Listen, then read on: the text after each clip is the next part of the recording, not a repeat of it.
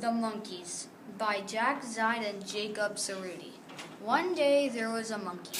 He went for his morning swing in the forest. He heard two other monkeys talking to each other. He asked, "What are you talking about?" They answered back, "A rumor." He asked, "What's the rumor?" They told him, "In the northeast edge of the cliff there is a cave, and in the cave there are diamonds." He immediately went to the cliff. There were lots of rocks.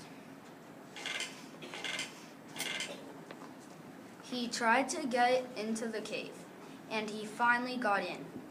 When he got in the cave, he did not find any diamonds, but inside the cave there was a sleeping snake.